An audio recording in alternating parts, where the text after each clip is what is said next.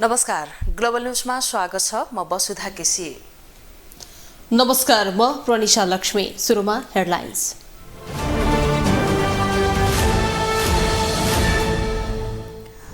प्रधानमन्त्री प्रचण्डलाई मन्त्री परिषद विस्तार गर्न सकस। कांग्रेसभित्र मन्त्रीका आकांक्षीको लड्को।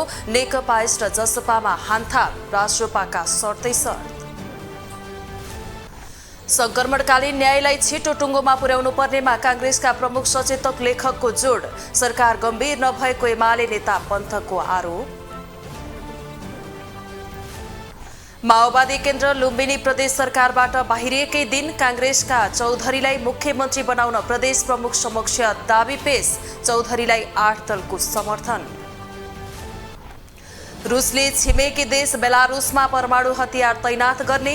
परमाणु निशस्त्रीकरण सम्झौताको उल्लङ्घन नहुने राष्ट्रपति पुटिनको स्पष्टोक्ति। र काठमाडौँको मुलपानी स्थित क्रिकेट रङ्गशालाको रूप 17 वर्षपछि फेरिँदै वैशाख 15 देखि एसएससी प्रिमियर कप हुने। खेलाडीमा उत्साह।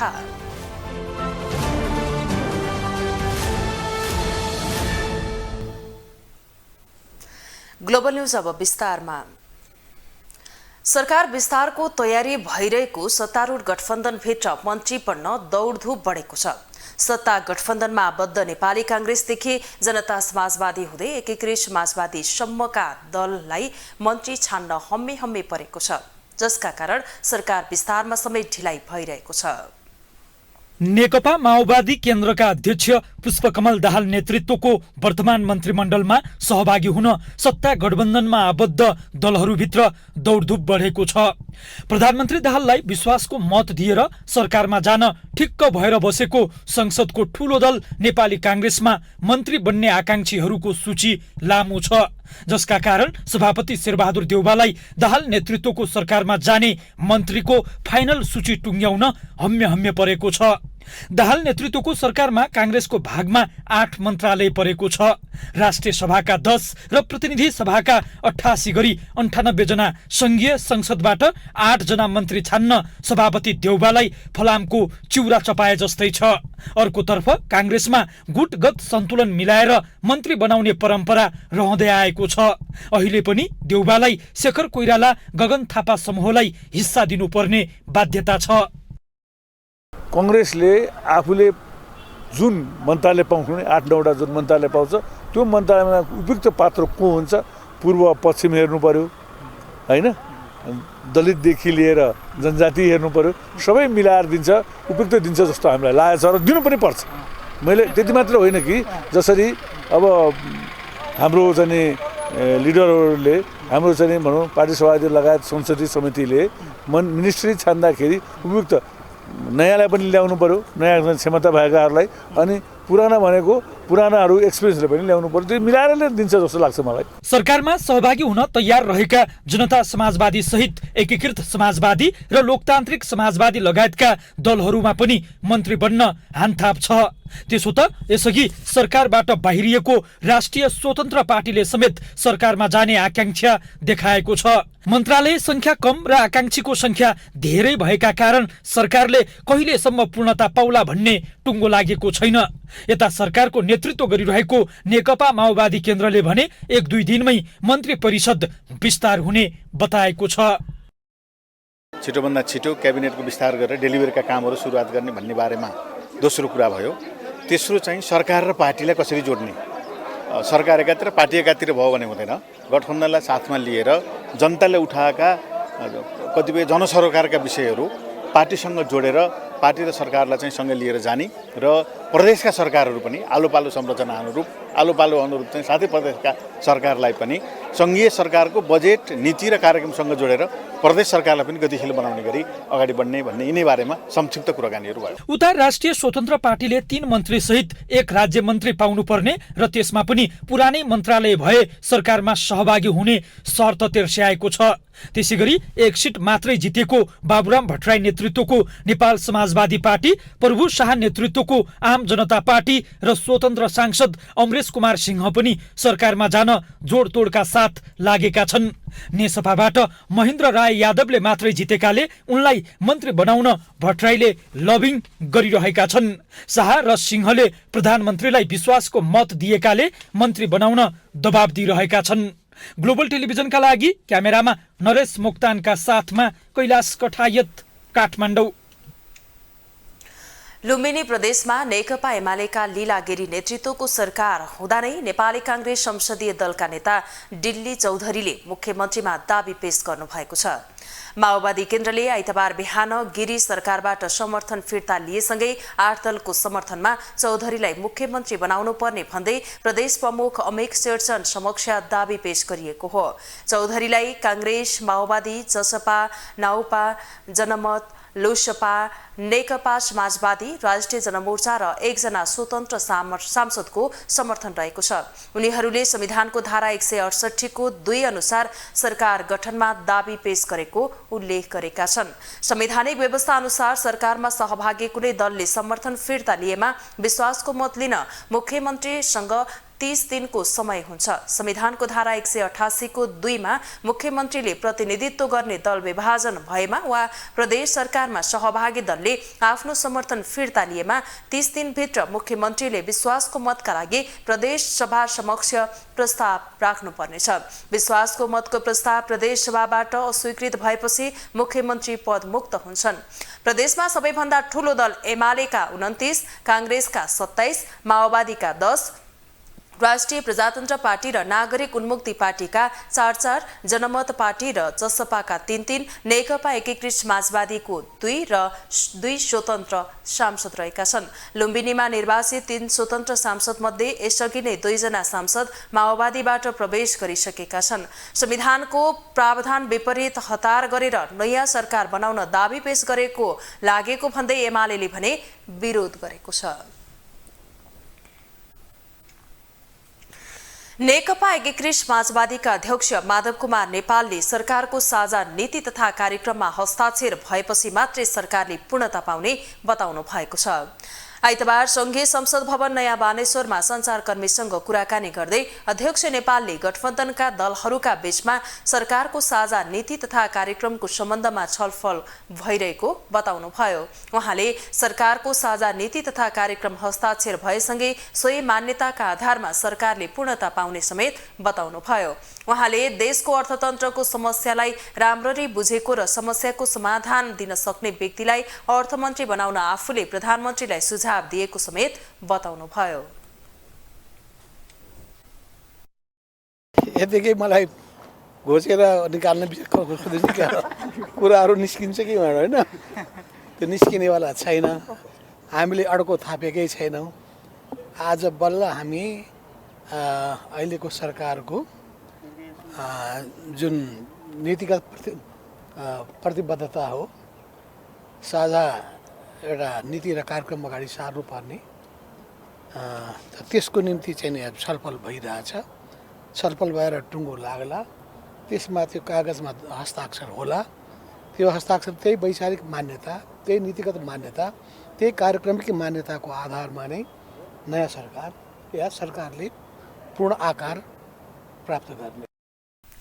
उहाँले प्रधानमन्त्री पुष्पकमल दाहालले सरकारलाई पूर्णता दिने विषयमा प्रत्येक पार्टीहरूसँग छुट्टा छुट्टै छलफल गरिरहेको पनि बताउनुभयो।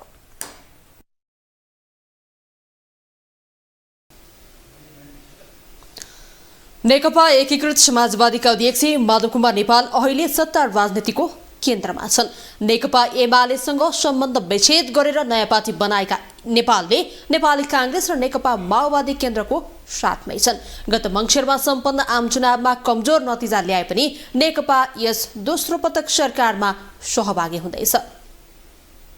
प्रतिनिधि सभामा 10 सांसदको नेतृत्व गरिरहेका नेकपा एकीकृत समाजवादीका अध्यक्ष माधव कुमार नेपाल सत्ता गठबन्धनभित्र निर्णायक भूमिकामा छन्।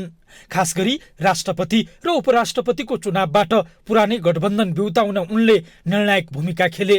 पूर्व सहकर्मी तथा एमाले अध्यक्ष केपी शर्मा ओलीले राष्ट्रपतिको ललिपप देखाउँदा पनि उनले कांग्रेस सभापति शेरबहादुर देउबा र माओवादी केन्द्रका अध्यक्ष पुष्पकमल दाहाललाई रोजे। कांग्रेस सभापति देउबासँग मिलेर नेपालले एमाले क्याम्पमा पुगेका प्रधानमन्त्री दाहाललाई पुरानै गठबन्धनमा फर्काए। प्रधानमन्त्री दाहालको नेतृत्वको सरकारमा एमाले सहभागी रहेका बेला माधव प्रतिपक्षमा बसे। अब प्रधानमन्त्री दाहालले एमालेलाई छोडेर पुरानै गठबन्धनमा आएपछि माधवले आफ्ना पार्टीका केही नेतालाई मन्त्री बनाउँदैछन्। मन्त्री छान्नका लागि उनको पार्टी एकीकृत समाजवादीले कार्यदल नै बनाएको छ। पार्टी सत्ता पक्षमा बसिसकेको छ, प्रधानमन्त्रीलाई विश्वासको मत दिइसकेको छ। यो अवस्थामा सरकारमा जाने, सरकारमा सहभागिताका सन्दर्भमा बृहत ढङ्गले सोच्नु, छलफल गर्नुपर्ने, गृह कार्य गर्नुपर्ने भएको हुनाले त्यो गृह कार्य गर्नको निम्ति पार्टी अध्यक्ष कमरेड माधव कुमार नेपाल, पार्टी उपाध्यक्ष कमरेड प्रमेश हमाल र पार्टी महासचिव कमरेड घनश्याम भुषाल 3 सदस्य एउटा कार्यदल गठन गरेको छ। गत मङ्सिर 4 गतेको चुनावको कमजोर नतिजा र त्यसपछि बनेको सत्ताको नयाँ समीकरणले माधव नेपाल राजनीतिको किनारामा पुगेका थिए। तत्कालीन नेकपा फुट्दादेखि अहिलेसम्म माओवादी केन्द्रका अध्यक्ष प्रचण्डको साथैमा रहेका माधव आफ्नो पार्टीलाई सत्तामै टिकाइराख्न सफल छन्।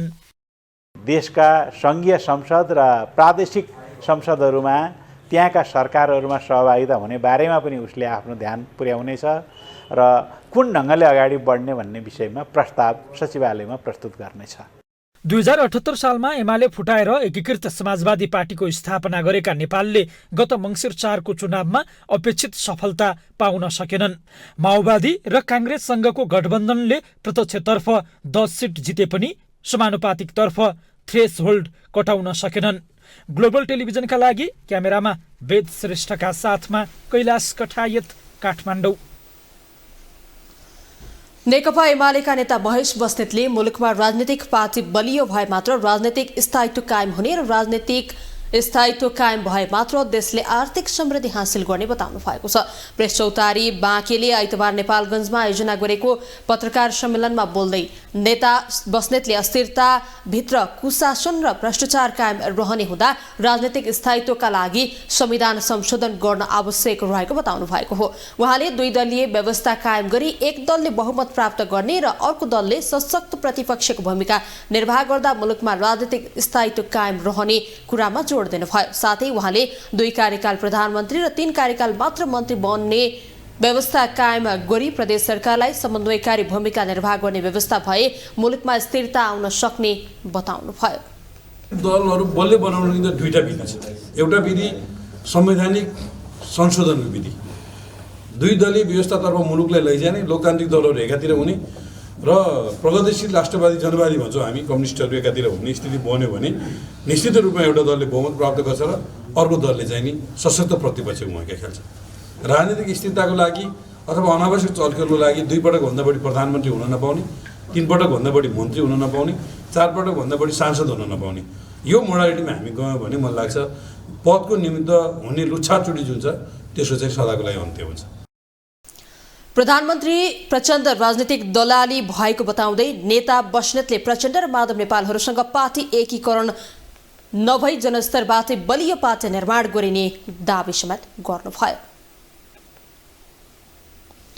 नवनियुक्त प्रहरी महानिरीक्षक बसन्त बहादुर कुँवरलाई प्रहरी महानिरीक्षकको दर्जा यानि चिन्ह प्रदान गरिएको छ। आज गृह मन्त्रालयमा आयोजित एक कार्यक्रममा उहाँलाई प्रहरी महानिरीक्षकको दर्जा यानि चिन्ह प्रदान गरिएको हो।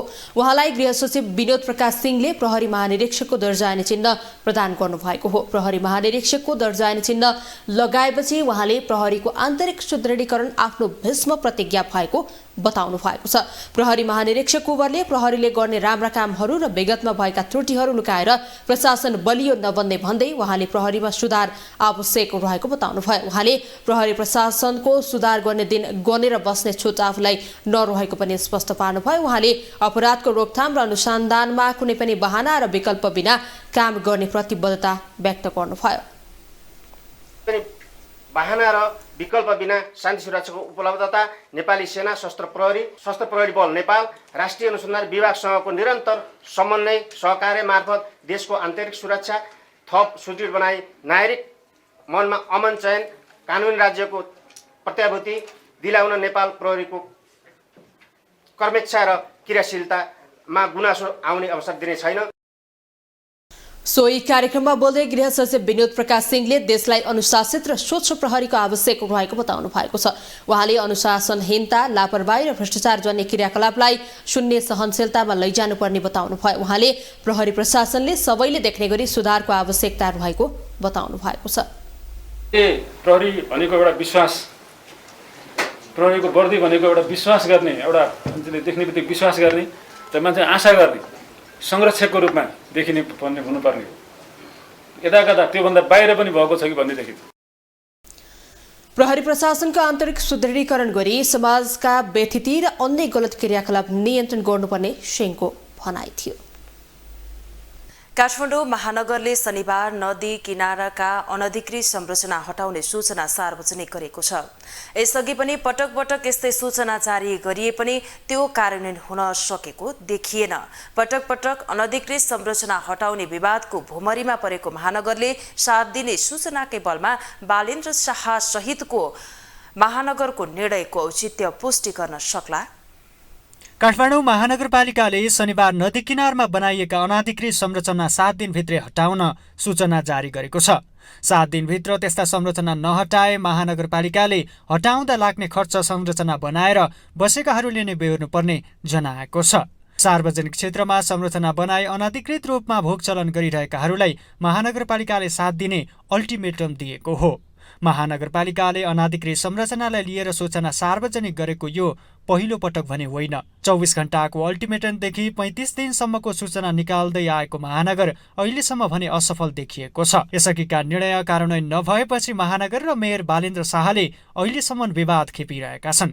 सुरुवाती चरणमा अनाधिकृत संरचना हटाउँदा वाही कमाएको महानगर सुकुम्बासी बस्ती टुकुचा खोलामा भने विवादित र असफल भएको थियो। अनाधिकृत संरचना हटाउन यसअघि असफल भएको महानगरले के अब सफल होला त? महानगरपालिकाले पत्याइहाल्न भने गाह्रो छ।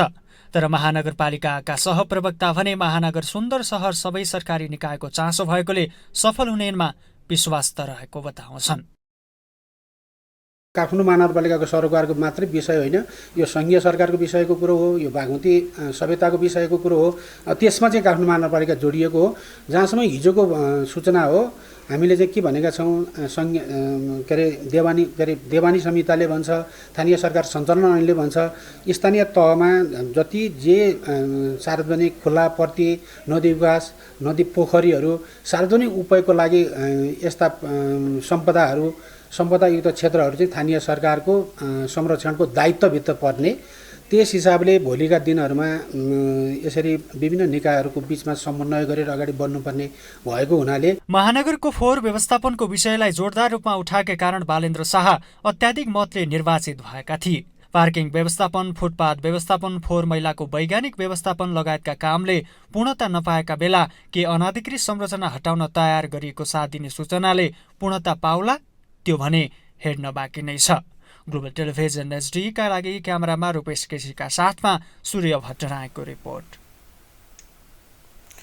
नेपालमा सूचना प्रविधिको प्रयोग दिन प्रतिदिन बढिरहेको छ।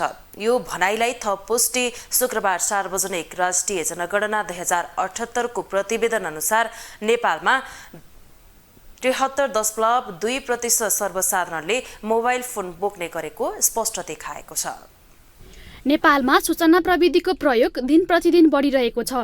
केही वर्ष अघिसम्म शहर केन्द्रित सूचना प्रविधिको प्रयोग संघीयता कार्यान्वयनसँगै बनेको स्थानीय तहसँगै बढ्दै गएको हो। यो कुरालाई पनि पुष्टि गरेको छ शुक्रबार सार्वजनिक राष्ट्रिय जनगणना 2078 को प्रतिवेदनले। प्रतिवेदनका अनुसार नेपालमा 73.2% सर्वसाधारणले मोबाइल फोन बोक्ने गरेका छन्। त्यस्तै जनसङ्ख्याका आधारमा कर्णाली प्रदेशमा सबैभन्दा बढी 82.2%ले मोबाइल प्रयोगकर्ता रहेको र सबैभन्दा कम गण्डकी प्रदेशमा 71.1% रहेको प्रतिवेदनले औल्याएको छ। यसै गरी सुदूरपश्चिम प्रदेशमा 79.1%, 74.8% कोशी प्रदेशमा, 72.6% मध्य प्रदेशमा, बागमती प्रदेशमा 68.2%, लुम्बिनी प्रदेशमा 74.6% र जनताको हातमा मोबाइल फोन रहेको तथ्याङ्कमा उल्लेख छ। त्यस्तै नेपालमा बसोबास गर्ने 73% जनताले स्मार्ट मोबाइल फोन प्रयोग गर्ने गरेको प्रतिवेदनमा उल्लेख गरिएको छ।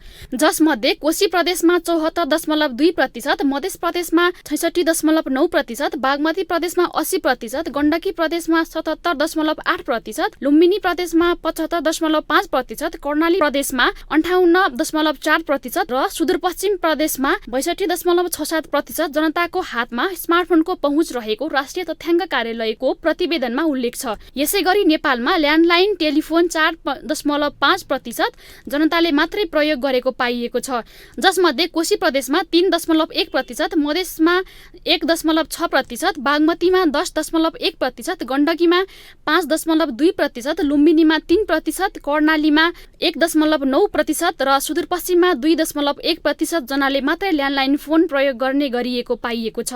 जनगणनामा देशभरका प्रत्येक परिवारमा भएका घरायसी साधन वा सुविधाहरूका विवरण सङ्कलन गर्न radio, television, landline phone, mobile phone, smart mobile phone, computer, laptop, internet सुविधा, सवारी साधन, विद्युतीय पङ्खा, refrigerator, washing machine, air conditioner सहित 14वटा विकल्प सहितको प्रश्न सोधिएको थियो, जसका आधारमा 3.9% परिवारहरूमा कुनै पनि किसिमको साधन र सुविधाको पहुँच छैन भने 96.1% परिवारमा कम्तीमा कुनै एक किसिमको साधन तथा सुविधा भएको उपकरणहरूको पहुँच रहेको प्रतिवेदनमा समावेश गरिएको छ।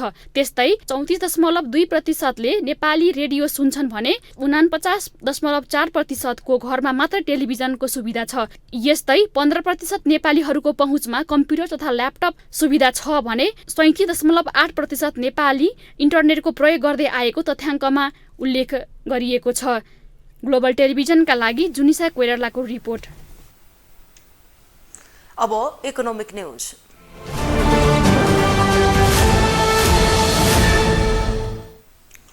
नेपाली कांग्रेसका नेता डाक्टर शेखर कोइरालाले मुलुकमा उत्पन्न आर्थिक संकट समाधानका लागि फजुल खर्च कम गर्ने दिशातिर राजनैतिक सहमति कायम गरेर अघि बढ्न सरकार र राजनीतिक दलहरूलाई आग्रह गर्नुभएको छ।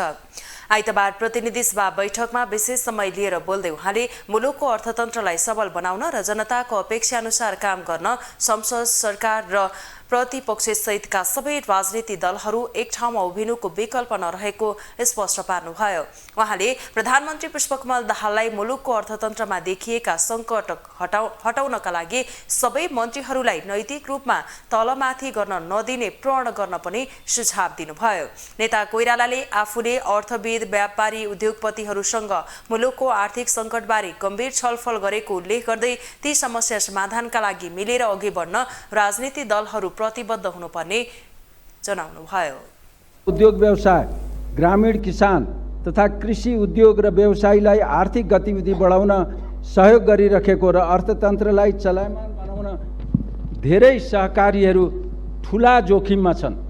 ब्याङ्क र सहकारीहरूले गतिविधि कम गर्दा आर्थिक क्षेत्रमा सङ्कुचन आएको छ। सरकारले नेपाल राष्ट्र ब्याङ्क मार्फत ब्याङ्कहरूको अनुगमन गर्ने र सहकारी अनुगमन गर्न छुट्टै संयन्त्रको निर्माण गरी आर्थिक तथा मौद्रिक नीति मार्फत सहकारीका समस्या समाधानमा सहजीकरण गर्ने विश्वसनीय आधार तुरन्तै दिनुपर्छ भन्ने म देख्छु। नेता कोइरालाले युरोप र अमेरिकामा देखिएको बैंकिङ समस्याबाट पाठ सिकेर नेपालले अघि बढ्नुपर्ने भएकाले सोही अनुसार विज्ञहरूको परामर्श लिएर अघि बढ्न पनि सरकारलाई सचेत गराउनुभयो।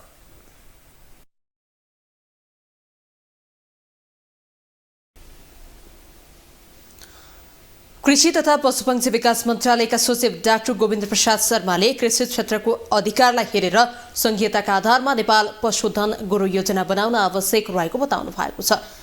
आइतबार कृषि मन्त्रालयले सुरु गरेको 2 दिने नेपाल पशुधन गुरु योजना छलफल कार्यक्रममा बोल्दै गुरु योजना बनाउँदा कृषि क्षेत्रको अधिकारलाई हेरेर संघीयता अनुसार पशुधन गुरु योजना बनाउन आवश्यक रहेको बताउनु भएको हो। उहाँले मुलुक संघीयता कार्यान्वयनको चरणमा गएको अवस्थामा कृषि र पशुपालन तर्फका विकास र प्रवर्धनात्मक गतिविधिहरूका धेरै जिम्मेवारीहरू प्रदेश स्थानीय तहको मातहतमा गएको बताउनु भयो। नीतिगत कुराहरू, राष्ट्रिय नीति र अन्तर्राष्ट्रिय चाहिँ विषयवस्तुमा समन्वय गर्ने कुरा र अन्तर्प्रदेश समन्वय गर्ने कुरा र अन्तर्प्रदेशमा सञ्चालन गर्नुपर्ने आयोजना परियोजनाका कुराहरू, राष्ट्रिय मापदण्ड निर्धारण गर्ने कुराहरू र अरू त्यस्तै खालका विशिष्टकृत कानुनले चाहिँ बाँधिएका कुराहरू जुन चाहिँ यो कानुनसँग चाहिँ यो जोडिएर आएको अवस्था छ त्यससँगलाई निरूपण गर्ने कुरा नियमन गर्ने कुराहरू छन् यी चाहिँ सङ्घ मार्फतको प्रयोग छ। उहाँले नेपालमा पालन हुने पशुपक्षीहरू दक्षिणतर्फ उन्मुख भएको भन्दै सबैलाई सम्मान हुने खालको बनाउन नहुने बताउनु भएको छ। अब इन्टरनेशनल न्यूज।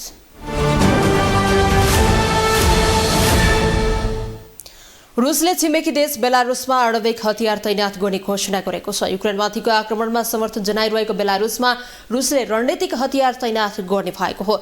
राष्ट्रपति भ्लादिमिर पुटिनले अमेरिकाले युरोपका कैयौं स्थानमा परमाणु हतियार राखेको दावी गर्दै रुसले बेलारुसमा यस्तो हतियार तैनात गर्नु परमाणु निस्थितीकरण सम्झौताको उल्लङ्घन नहुने बताएका छन्।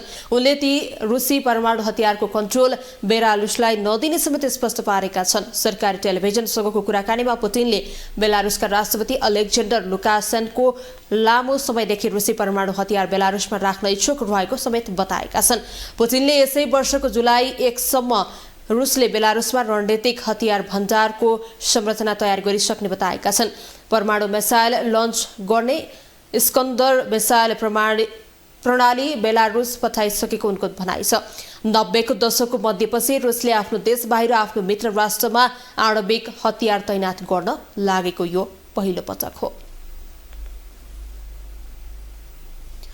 पाकिस्तान यति बेला आर्थिक सङ्कटमा गुज्रिरहेको छ। यसैबीच पाकिस्तानको पन्जाब प्रान्तमा सरकारी वितरण केन्द्रबाट निःशुल्क रूपमा पिठो वितरण गरिएको छ। सित्तैमा पाइने पिठो लिन हतारिँदा 4 वृद्धको मृत्यु समेत भएको छ भने केही मानिस बेहोस भएका छन्। केही दिन अघि मात्र चीनले आर्थिक सङ्कटको सामना गरिरहेको पाकिस्तानलाई $2 अर्ब सहयोग गरेको छ। चरम मूल्य वृद्धिसँगै वैदेशिक मुद्रा सञ्चित घटेपछि पाकिस्तानमा आर्थिक सङ्कट गहिरिँदै गएको छ। चीनले पाकिस्तानको सङ्कट समाधान गर्नका लागि 1 वर्षका लागि $2 अर्ब सहयोग गरेको छ।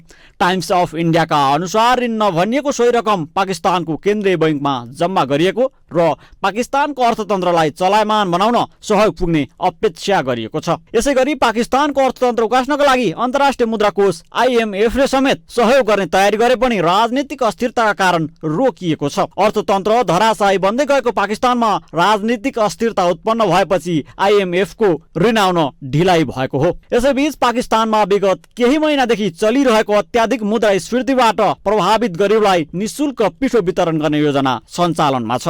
पाकिस्तानका विपन्न परिवार पिठो लिन लाइनमा बस्छन् र पिठो लिन्छन्। त्यसैगरी पाकिस्तानको पन्जाब प्रान्तमा सरकारी वितरण केन्द्रबाट निःशुल्क बाँडिने पिठो लिने क्रममा 4 वृद्धको मृत्यु भएको छ भने केही मानिस बेहोस भएका छन्। पन्जाब सरकारका एक वरिष्ठ अधिकारीलाई उद्धृत गर्दै समाचार एजेन्सी PTIले पन्जाब प्रान्तको मुल्तान र फैसलाबाद शहरमा यस्ता घटना भएको उल्लेख गरेको छ। वितरणका लागि स्थापना गरिएका सरकारी वितरण केन्द्र भद्रगोल रूपमा सञ्चालित हुँदा निःशुल्क पिठो लिने मानिसको बाक्लो भिड लाग्ने गर्छ। अत्याधिक मानिसको चापले मानिसहरू निस्सासिए र बेहोस हुने गर्छन्। सो क्रममा 2 जनाको भागदौडका कारण र 2 जनाको घण्टौं लाइनमा बसेर मृत्यु भएको अन्तर्राष्ट्रिय सञ्चार माध्यमहरूले जनाएका छन्। पिठो लिन जम्मा भएका मानिसहरूलाई लाइनमा उभ्याउन प्रहरीले लट्ठीचार्ज समेत गरेको थियो। ग्लोबल टेलिभिजनको लागि एजेन्सीको सहयोगमा विशाल पुरीको रिपोर्ट। अब स्पोर्ट्स न्यूज।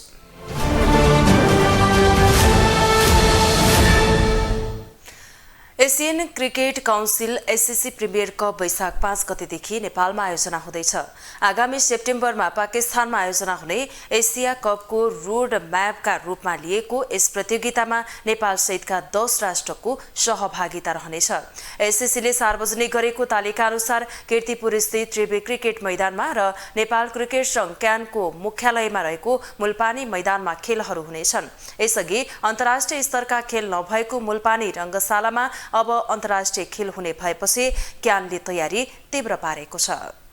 पछिल्लो समय नेपाली राष्ट्रिय क्रिकेट टिमले एकपछि अर्को सफलता हासिल गरिरहँदाखेरि यति बेला रङ्गशालाको विषय जोडतोडले उठेको छ र नेपाल क्रिकेट संघ क्यानले नजिकै गरेको एसियन प्रिमियर लिग क्वालिफायरको लागि मुलपानी रङ्गशाला निर्माणको कार्यलाई तीव्र रूपमा अगाडि बढाएको छ र यसै सम्बन्धमा कुराकानी गर्नको लागि हामीसँग क्यानका सचिव दुर्गाराज पाठक हुनुहुन्छ। उहाँसँग कुराकानी गर्दैछौँ। सर स्वागत छ। धन्यवाद।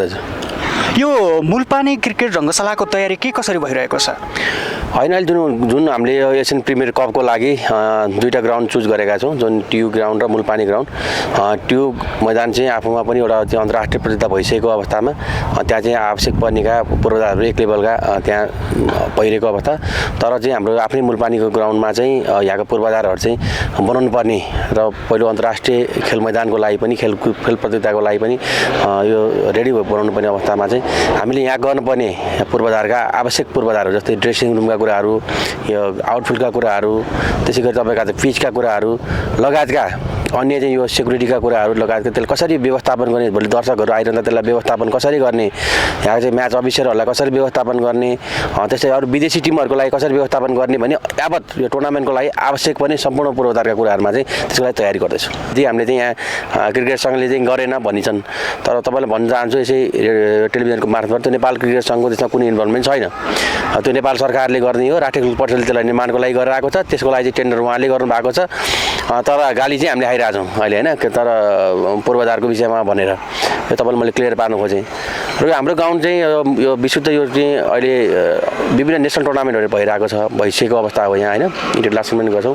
त्यसको लागि आवश्यक पनि पूर्वाधारहरू चाहिँ हामी तयारी गरिरहेको छौँ। मैदान त यस्तो हो, अब हाम्रो यो पहिलेदेखिको मैदान हो, खेल भइरहेकै ठाउँ हो होइन, तर त्यसको लागि अन्तर्राष्ट्रिय म्याच गर्नको लागि चाहिँ अन्तर्राष्ट्रिय खेलको लागि चाहिँ पूर्वाधारहरू चाहिँ अलि विकास नभएको हो। यसमा अन्य चाहिँ खेल त भइरहेको, डोमेस्टिक क्रिकेटहरू भइरहेको छ, नेसनल टुर्नामेन्टहरू भइरहेकै छ यहाँ। अब हाम्रो यो चाहिँ प्रतियोगिता चाहिँ विशुद्ध नेपाल क्रिकेट सङ्घको मात्र प्रतियोगिता होइन, यो समग्र देशको प्रतियोगिता हो। समग्र देशले यसलाई चाहिँ ओनरसिप लिनुपर्छ भन्ने कुरा हो। यहाँको स्थानीय सरकारसँग कुराकानी गरिरहेको छौँ, यहाँको खेलकुदसँग सम्बन्ध भएका विभिन्न व्यक्तित्वहरूसँग कुराकानी गरिरहेको छौँ, यहाँको वडा कार्यालयसँग गरिरहेको छौँ, लगायत राष्ट्रिय खेलकुद परिषद, हामीले चाहिँ नेपाल सरकार सबैसँग के गरिरहेको छौँ भने यो खेललाई चाहिँ भव्य र सबै तरिकाले सम्पन्न गर्न हामी सबैको आवश्यक छ, सबैको सहयोगको आवश्यकता छ। जसले गर्दा चाहिँ के भने 10औँ राष्ट्रहरू चाहिँ यहाँ नेपालमा आएर खेल्न थालेर नेपालमा कुनै किसिमका चाहिँ नेपालमा यस्ता प्रतियोगिताहरू गर्न सक्ने खालको रहेछ, यस्तो पूर्वाधार यति राम्रो रहेछ, यहाँ त्यति राम्रो फ्यासिलिटी पाइँदो रहेछ भन्ने त्यो सन्देश चाहिँ विश्वमाझ गयो भने त्यसले नेपाली क्रिकेटको मात्र होइन कि समग्र नेपालकै चाहिँ एउटा सान चाहिँ विश्वभरि पुग्छ भन्ने हाम्रो लाग्छ होइन। सबैको यथार्थ पनि त्यही हो।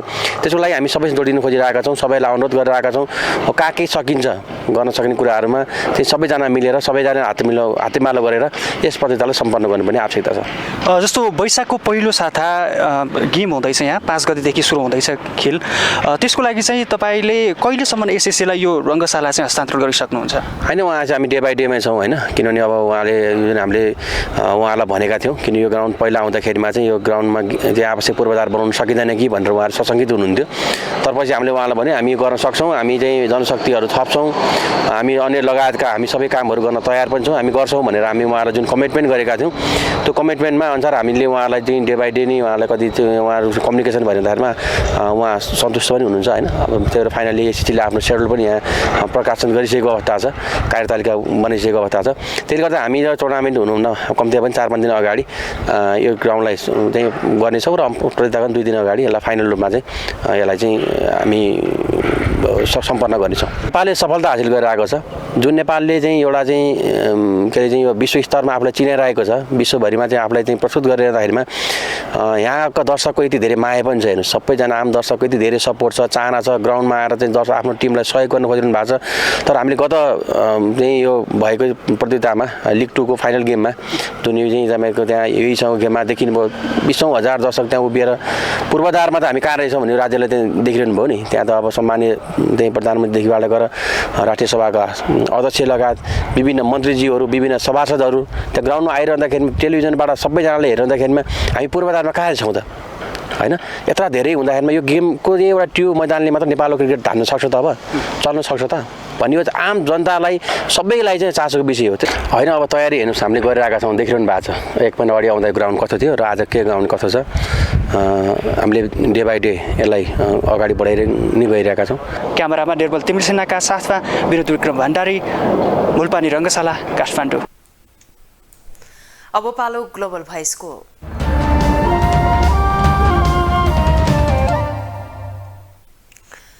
काठमाडौँको मुलपानी स्थित क्रिकेट रङ्गशाला स्वरूप 17 वर्षपछि फेरिँदैछ। अन्तर्राष्ट्रिय स्तरको रङ्गशाला निर्माणको घोषणा भएको लामो समयपछि बल्ल धमाधम निर्माण कार्य हुँदैछ।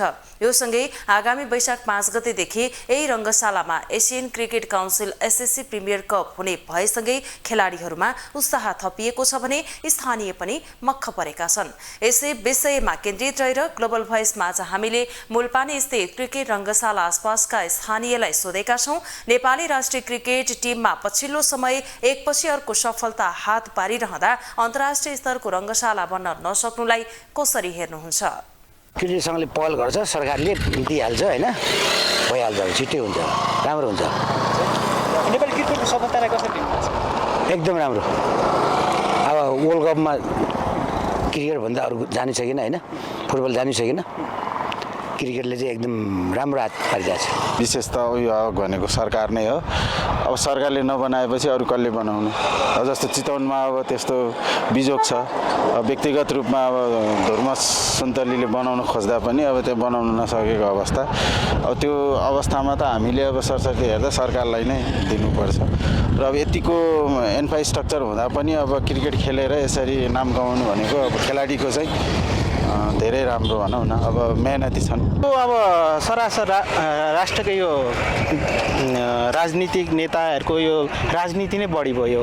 मुलपानी क्रिकेट ग्राउन्डमा यसा माथि अब यहाँ यो तलको क्रिकेट ग्राउन्ड निर्माण हुनलाई 10 वर्ष यसको कार्ययोजना भएको र कार्यान्वयन र लागुमा नआएको र अहिले कामहरू हेर्नुहोस् एकदमै सुस्त गतिमा भइरहेको छ। रङ्गशाला बनाउन पर्ने त हो होइन। अब यो टेस्ट मान्यता प्राप्त गर्नको लागि पनि त अब यो दुईवटा रङ्गशाला चाहिँ अन्तर्राष्ट्रिय स्तरको बन्नुपर्छ भनेर भनेको छ होइन, जुन आइसिसीको उसमा क्राइटेरियामा पर्छ होइन। त्यसमा चाहिँ अब नेपालले जुन अहिले प्रगति गरिरहेको छ नि, त्यसमा चाहिँ अब यसरी अब जस अब राम्रो गर्दै गयो भने त टेस्ट मान्यता पाउन सक्छ नि त। त्यसको लागि चाहिँ अब यो ग्राउन्ड अहिलेसम्म बनेको छैन होइन। यो बनाउन लागेको निकै नै भइसक्यो, 10-15 वर्षै भइसक्यो होइन। एकदम धिमा गतिमा बनिएको छ। त्यही भएर चाहिँ अब यो चाहिँ एकदम यो यसमा चाहिँ सरकारले ध्यान नदिएर अनि एकदम फास्ट ट्र्याकबाट काम नगर्नु कारण चाहिँ अब सरकार बारेमा चेन्ज भइरहेको होइन। अनि अर्को कुरा सरकारको चाहिँ अलिकति यो क्रिकेटतिर अलिकति खेलकुदतिर चाहिँ अब यो गैर जिम्मेवारीपन हो कि जस्तो पनि लागिरहेको छ मलाई चाहिँ होइन। राष्ट्रिय सभा सदस्य खिमलाल देवकोटाले चितवनमा निर्माणाधीन गौतम बुद्ध अन्तर्राष्ट्रिय क्रिकेट रङ्गशालाको पूर्ण स्वामित्व सरकारले लिनुपर्ने बताउनु भएको छ। आइतबारको राष्ट्रिय सभाको बैठकमा बोल्दै उहाँले नेपालमा अन्तर्राष्ट्रिय स्तरको क्रिकेट रङ्गशाला आवश्यक छ भन्ने सन्देश हालैको आइसिसी विश्वकप लिगले देखाइसकेको भन्दै भरतपुरमा धर्म सुन्तली फाउन्डेसनद्वारा निर्माणाधीन अन्तर्राष्ट्रिय स्तरको क्रिकेट रङ्गशाला निर्माणका काममा देखिएका व्यवधानहरूको अन्त्य गर्दै गेम चेन्जर परियोजनाको रूपमा रहन सक्ने यो रङ्गशाला निर्माणको पूर्ण स्वामित्व र अपनत्व आफै वा भरतपुर महानगरपालिकाले लिने गरी निर्णय गर्न नेपाल सरकार समक्ष अनुरोध गर्नुभयो। निर्माणाधीन अन्तर्राष्ट्रिय स्तरको क्रिकेट रङ्गशाला निर्माणको काममा देखिएका व्यवधानहरूको अन्त्य गर्दै गेम चेन्जर परियोजनाको रूपमा रहन सक्ने सो रङ्गशाला निर्माणको पूर्ण स्वामित्व र अपनत्व आफै वा भरतपुर महानगरपालिकाले लिने गरी निर्णय गर्न नेपाल सरकार समक्ष अनुरोध गर्दछु। राज्यले गर्नुपर्ने काम व्यक्ति अग्रसर हुनु राम्रो हो, तर कोभिड महामारी लगायतका परिस्थितिले सकिएन। सरकारले नि गरोस् हेरोस् भन्दा सरकारले सुन्नुपर्छ। उहाँले राज्यले गर्नुपर्ने काम व्यक्ति अग्रसर हुनु राम्रो भए पनि सरकारसँग गुहार मागेपछि सरकार गम्भीर हुनुपर्ने बताउनुभयो। ग्लोबल न्यूजको अन्त्यमा हेडलाइन्स पुनः एकपटक।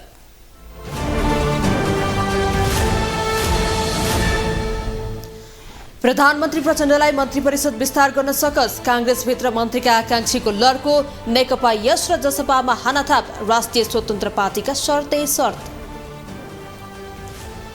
संक्रमणकालीन न्यायलाई छिटो टुङ्गोमा पुर्याउनु पर्नेमा कांग्रेसका प्रमुख सचेतक लेखकको जोड, सरकार गम्भीर नभएको एमाले नेता पन्तको आरोप।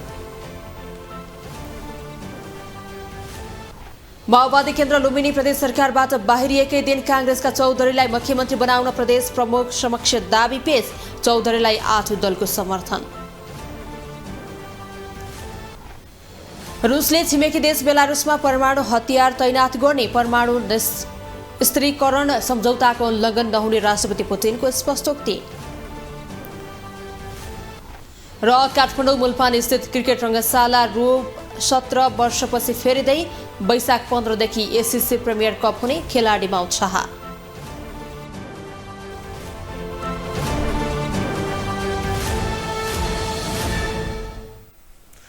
ग्लोबल न्यूज अहिलेलाई यति नै। ग्लोबल टेलिभिजन तपाईँ फेसबुक तथा युट्युबमा पनि प्रत्यक्ष हेर्न सक्नुहुनेछ। ग्लोबल टेलिभिजन हेर्दै गर्नुहोला। नमस्कार।